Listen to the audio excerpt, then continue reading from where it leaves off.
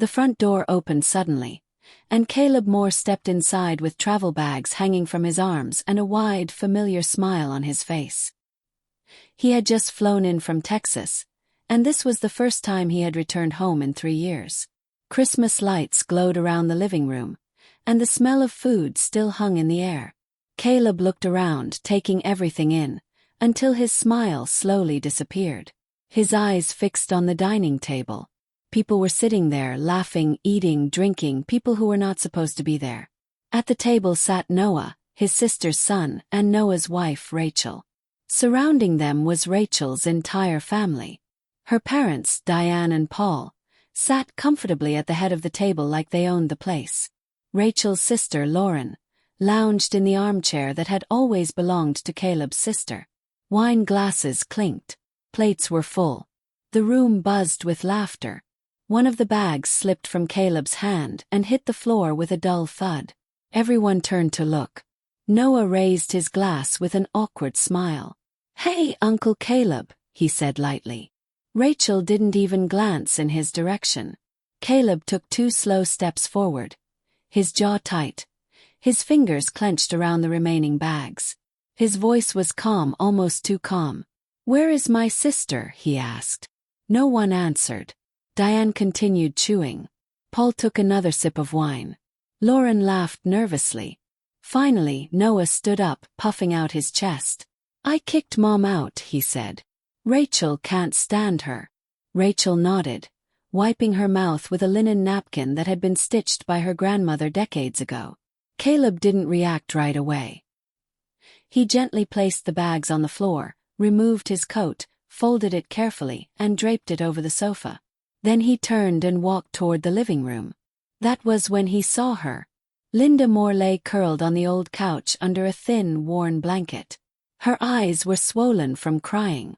Her hair was tangled. She was still wearing the stained apron she had cooked in all day. Caleb knelt in front of her without saying a word. He took her hand and squeezed it gently. Linda tried to speak, but nothing came out. Footsteps rushed down the stairs. Rachel appeared, panic flashing in her eyes as she took in the scene. She grabbed her purse and bolted out the door. Noah wasn't as lucky. Caleb stood slowly and turned toward him. The look on his face made one thing clear. This Christmas was not going to end the way Noah had planned. To understand how Linda ended up curled on her own couch while strangers celebrated in her home, the story had to go back 3 years. Her husband, Thomas Moore, died suddenly on a quiet Tuesday in April. No warning, no goodbye. A heart attack took him while he watered the roses in the garden he loved. He was 67. Linda was 66. They had been married for 42 years. After the funeral, the house felt enormous. Every room echoed. Every object carried a memory that hurt to touch. Silence became her loudest companion. Noah visited every Sunday after that. He always came with Rachel holding tightly onto his arm. Rachel smiled politely, but her eyes never stopped moving. She studied the furniture, the framed photos, the garden outside. Linda noticed it but said nothing. "She's just adjusting," Noah said once.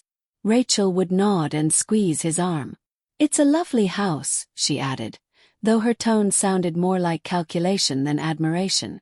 Linda ignored the discomfort growing inside her chest. She was still grieving. She told herself she was imagining things. 6 months after the funeral, Noah arrived unannounced one Wednesday evening. He looked pale, nervous, like the little boy he used to be when he got into trouble. He sat at the kitchen island while Linda made coffee. Rachel stayed in the living room, scrolling through her phone. "Mom, we need to talk," Noah said quietly. Linda turned off the stove and sat across from him. He took her hands. "We're in serious trouble," he whispered. Linda felt her stomach tighten. "What kind of trouble?" she asked. Noah told her everything. He had invested all his savings in a business venture with a friend who promised fast returns. The friend disappeared with the money. Now Noah owed the bank $120,000. Foreclosure notices were already coming. "Rachel is pregnant," he added quickly, avoiding her eyes. That part was a lie, but Linda didn't know it yet. "We'll lose everything," Noah said, his voice breaking. Linda didn't hesitate. "I'll help," she said immediately. "I'll sell the house if I have to." Noah cried and hugged her tightly. "I swear I'll pay you back," he promised. Rachel entered the kitchen, gave Linda a quick, cold hug and muttered, "Thank you." The house went on the market that week. It sold quickly, but for less than it was worth. Linda didn't care. She handed Noah the money without looking back. With what remained, she bought a small 2-bedroom condo. It was darker and quieter, but it was hers. Or so she believed. At first, things seemed peaceful again. For a few months, Noah and Rachel visited on Fridays. Linda cooked. Noah carried groceries. Rachel complimented the food but rarely finished her plate. "Everything tastes great," she said politely. Linda wanted to believe it. But then the visits changed. Rachel started showing up without calling. Sometimes she brought her mother, Diane. They talked loudly in the living room as if Linda wasn't there. Diane smoked inside the apartment despite being asked not to. "Relax, Linda," Diane said. "It's just one cigarette." Soon Rachel began rearranging things. Photos were moved. Pillows were replaced. One afternoon, Linda returned from the pharmacy and froze. 3 of her plants were gone. "They looked old," Rachel said casually. "I threw them out." Linda's hands shook. "Those were 15 years old," she whispered. Rachel shrugged. "I'm helping you modernize." When Linda complained to Noah, he sighed into the phone. "Mom, Rachel is just trying to help. Why do you always create drama?" That was the first time Linda felt something break. 3 months later, Rachel arrived holding a key. "Eric gave me this," she said brightly. "So I can come in whenever I want." She walked past Linda, opened the fridge, poured herself juice, and left the dirty glass in the sink. "By the way," she added, "my parents are coming for dinner Friday. Make something nice." She didn't ask. That night, Linda called Noah. "Why does your wife have a key to my home?" Silence followed. Then Noah sighed. "She's my wife, Mom. What's the problem?" "The problem," Linda said carefully, "is that this is my home." Noah's tone hardened. "You're overreacting. What if there's an emergency?" He hung up before she could respond. Friday arrived with Diane, Paul, and Rachel's sister Lauren. They walked in like owners. Diane claimed Linda's favorite chair. Paul turned the TV up loudly. Lauren raided the pantry. Dinner was served. Linda had cooked for hours. The table was set with her best china. They all sat down. Linda remained standing. "Aren't you eating?" Noah asked, pouring wine. "There aren't enough chairs," Rachel replied quickly. "You can eat later." Linda stood in the kitchen while they laughed and ate. No one looked at her. When they finished, Diane snapped her fingers. "Linda, coffee." Linda made it. She washed dishes while they watched TV. At midnight, Diane yawned. "Where are we sleeping?" Rachel pointed toward Linda's bedroom. "There." Linda protested weakly. Noah's voice turned cold. "Don't be selfish." "It's one night selfish." Linda whispered. "This is my home." Noah didn't hesitate. "Technically, part of this place is mine too." The words knocked the air out of her lungs. That night, Linda slept on the couch. She heard laughter from her bedroom. Brenda's voice floated out. "She needs to learn her place." The next morning, Diane demanded breakfast while wearing Linda's robe. When they left, the room was wrecked. Photos of Linda's husband were turned face down. That was the moment something inside Linda went silent. Linda called Noah later that day. "Your wife's family cannot stay here again without my permission." Noah laughed bitterly. "Stop it, Mom. You should be grateful they include you." Grateful. The word burned. He hung up.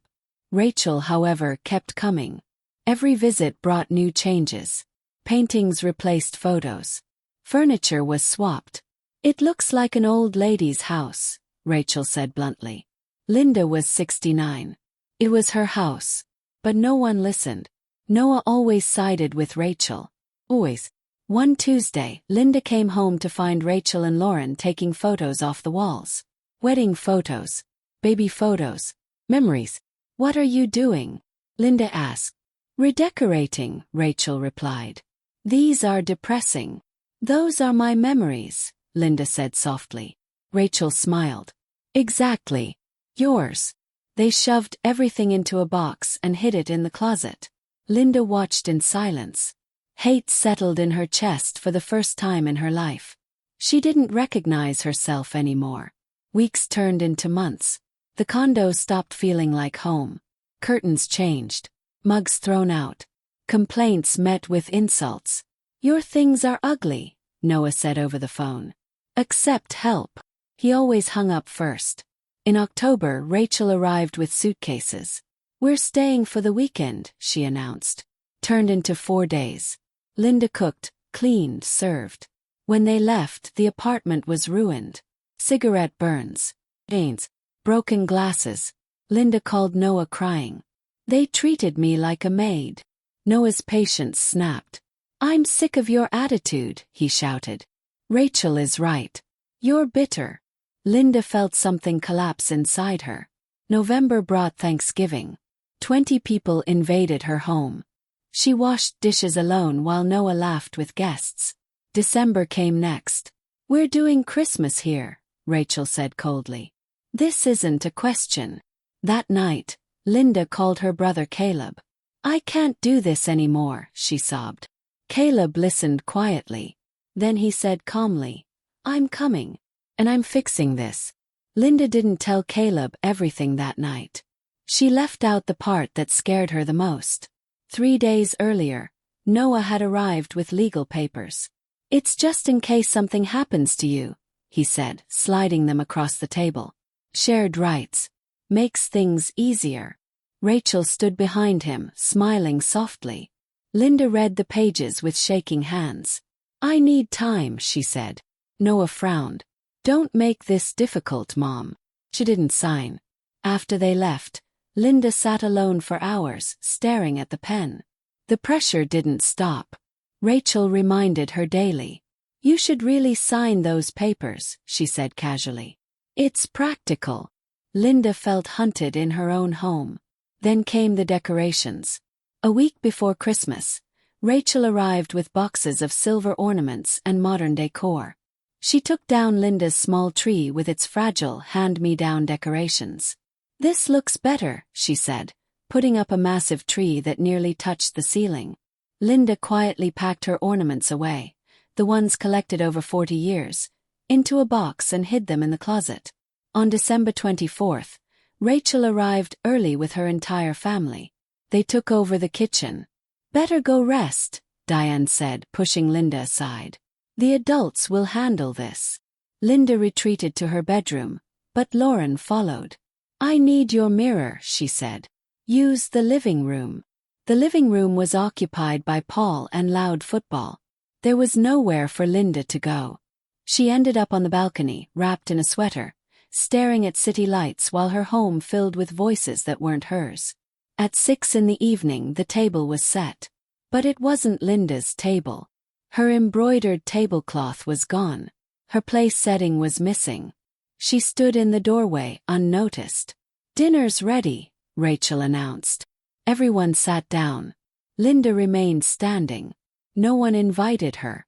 She went back to the sofa, pulling the old blanket around her shoulders. That was when the door opened and Caleb walked in. The moment he saw the table, the people, the laughter, something in him hardened.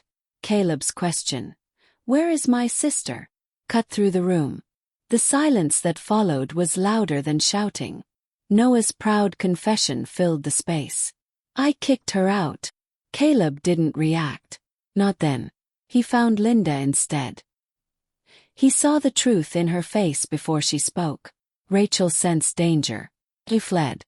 Caleb stood slowly, his calm terrifying. This ends now, he said quietly. Noah laughed nervously. You're overreacting. Caleb turned to him. You've already done enough talking. Caleb didn't raise his voice. He didn't need to. Everyone out, he said. Dan scoffed. Excuse me. Caleb looked at her. "This is not your house." Paul muttered something under his breath. Caleb pulled out his phone. "Leave now, or I call the police for trespassing." Chairs scraped. Glasses rattled. One by one they stood. Noah stared at his uncle in disbelief. "You can't do this," he said. Caleb stepped closer. "Watch me." When the apartment finally emptied, silence settled like dust. Linda sat frozen. Caleb knelt again. "I'm sorry I wasn't here sooner," he said. Linda cried into his shoulder. The next morning, Caleb drove her to a lawyer's office. The documents Noah had brought were reviewed carefully. "You did the right thing not signing," the lawyer said. That afternoon, Caleb changed the locks. Linda watched from the couch as the old keys were dropped into a trash bag. For the first time in years, she felt safe. Noah showed up 2 days later, furious. "You embarrassed us," he shouted through the door. Linda didn't open it. Caleb stood beside her. "You're not welcome here," Caleb said firmly. "Any further contact goes through the lawyer." Rachel screamed insults from the hallway. Linda felt fear rise, but it passed. The door stayed closed. After that day the calls stopped. The visits stopped. The silence this time felt different. It wasn't loneliness. It was peace. January was quiet. Linda slowly brought her things back. The old photos returned to the walls. Her plants found new places near the window. The small tree stayed up a little longer than usual. "No rush," Caleb said gently.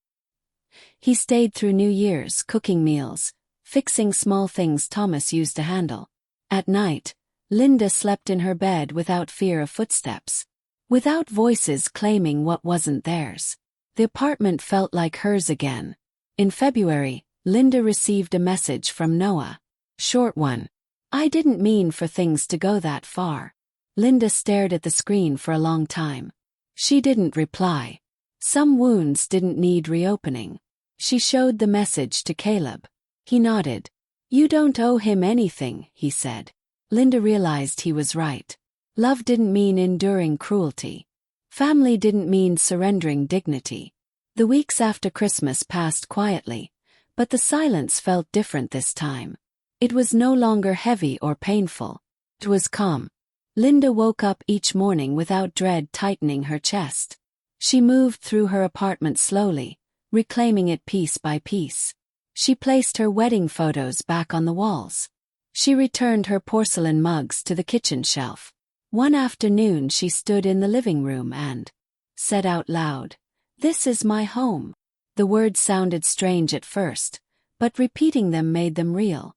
Caleb stayed until mid-January. He fixed loose cabinet doors, changed light bulbs, and listened when Linda needed to talk. Sometimes they sat together without speaking. One evening Linda said softly, "I thought being a good mother meant enduring everything." Caleb looked at her and replied, "Being a good mother doesn't mean disappearing." The words stayed with her. When Caleb finally left, Linda hugged him tightly. "You saved me," she whispered. Caleb shook his head. "No," he said gently. "You saved yourself." In February, Noah sent a message. It was short and carefully worded. "I never meant to hurt you." Linda read it several times. Her fingers hovered over the screen, but she didn't reply. She realized she didn't need explanations anymore. Closure didn't require his apology. That evening, she deleted the message and placed her phone face down. For the first time, she chose peace over reconciliation. It wasn't anger that guided her decision. It was clarity. Spring arrived quietly. Linda joined a small gardening group at the community center. She planted herbs on her balcony and roses in large pots. One afternoon, she caught herself laughing with strangers and felt surprised. "I forgot how that feels," she said aloud. The apartment felt warmer now, not because of the weather, but because it reflected her again. No one rearranged her space. No one criticized her choices. Everything stayed exactly where she put it. By summer, Linda had settled into a new rhythm. She woke early, took walks, and cooked meals just for herself. She stopped waiting for phone calls that never came. Instead, she filled her days with quiet joys. One evening, while washing dishes, she paused and realized she wasn't sad. The grief for her husband remained, but it no longer defined her. "I'm still here," she whispered, smiling at her reflection in the window. In October, Linda found the box of Christmas ornaments she had hidden months earlier. She opened it slowly, touching each fragile piece. There were handmade decorations, faded ribbons, and memories wrapped in glass. She didn't cry this time. She felt proud. These were hers. No one could pack them away again.